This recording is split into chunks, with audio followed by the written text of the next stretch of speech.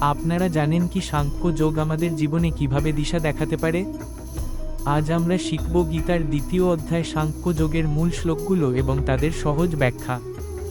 চলুন শুরু করি একটি সুন্দর যাত্রা, যেখানে আমরা বুঝব কিভাবে কৃষ্ণ অর্জুনকে মানসিক শক্তি দিয়েছিলেন।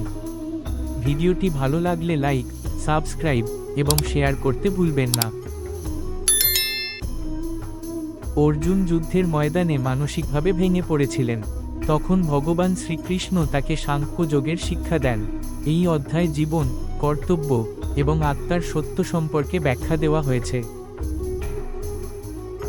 দেহিন স্মিং যথা দেহে কৌমারং যৌবনং জরা তথা দেহান্তরপ্রাপ্তির ধীরস্তত্র ন মুহেতি। অর্থাৎ শরীরে যেমন শৈশব থেকে যৌবন এবং পরে বার্ধক্য আসে, তেমনি আত্মাও এক শরীর থেকে অন্য শরীরে যায়। জ্ঞানী ব্যক্তি এতে বিচলিত হন না। এই শ্লোকটি আমাদের শেখায়, জীবন চিরস্থায়ী নয়। আমাদের আত্মা অমর এবং এটি সময়ের সাথে সাথে বিভিন্ন রূপ নেয়। উদাহরণ, জীবনের একটি অধ্যায় শেষ হলে নতুন কিছু শুরু হয়। যেমন ছাত্রজীবন শেষ হলে কর্মজীবন শুরু হয়। এটাই প্রকৃতির নিয়ম। ভগবান শ্রীকৃষ্ণ অর্জুনকে বোঝালেন যে আমাদের কর্তব্য হলো কাজ করা, কিন্তু ফলাফলের উপর অধিকার রাখা নয়। কর্মণ্যেবাধিকারস্তে মা ফলেষু কদাচন মা কর্মফলহেতুর্ভুর মা তে সঙ্গ স্তকর্মণি। অর্থাৎ তোমার অধিকার শুধুমাত্র কাজের উপর, কিন্তু কাজের ফলাফলের উপর নয়। তুমি যেন ফলাফলের আশা করো না এবং কর্ম না করার দিকে ঝুঁকো না। এই শ্লোকটি আমাদের শেখায়, সফলতা বা ব্যর্থতার চিন্তা না করে আমাদের সাধ্যমতো চেষ্টা করে যেতে হবে।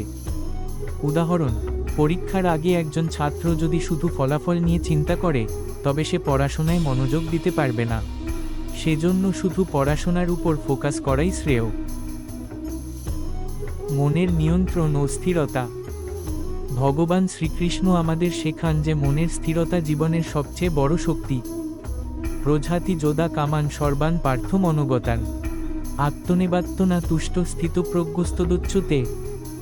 অর্থাৎ যখন একজন ব্যক্তি সকল ইচ্ছাকে পরিত্যাগ করে এবং নিজ আত্মায় সন্তুষ্ট থাকে, তখন তাকে স্থিতপ্রজ্ঞ বলা হয়।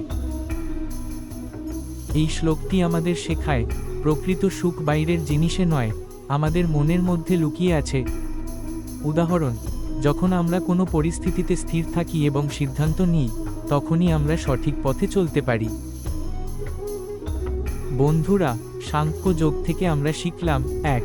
আত্মা চিরস্থায়ী। 2. আমাদের কাজ করে যেতে হবে, কিন্তু ফলাফলের আশা ছেড়ে দিতে হবে। 3. মনের স্থিরতা এবং আত্মনিয়ন্ত্রণ জীবনের জন্য অত্যন্ত গুরুত্বপূর্ণ। সর্বত্রান্বিস্নে তত্তত্ত্বপ্রাপ্য শুভাশুভম নাবিনন্দতি ন দেষ্ঠি তস্য প্রজ্ঞা প্রতিষ্ঠিতা। অর্থাৎ যে ব্যক্তি সুখ দুঃখে সমান থাকে এবং কোনো কিছুতেই আসক্ত নয়, তার প্রজ্ঞা স্থির। উদাহরণ, মহাত্মা গান্ধী যখন ব্রিটিশ শাসনের বিরুদ্ধে অহিংস আন্দোলন পরিচালনা করছিলেন, তখন তিনি অসংখ্য প্রতিকূলতার সম্মুখীন হন। তাকে জেলে নেওয়া হয়, তার সমর্থকদের ওপর অত্যাচার করা হয় এবং তাকে নানাভাবে অপমান করা হয়। তবুও গান্ধীজি কখনো প্রতিশোধপরায়ণ হননি বা কাউকে ঘৃণা করেননি।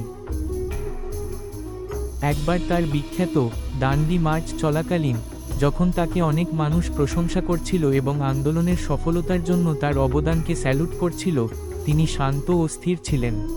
ঠিক তেমনি, যখন তাকে গ্রেপ্তার করে কারাগারে পাঠানো হয়, তখনও তিনি কোনো দুঃখ বা হতাশার প্রকাশ করেননি। গান্ধীজির এই আচরণ প্রমাণ করে যে তিনি সুখ দুঃখ উভয় অবস্থায় সমানভাবে স্থির ছিলেন।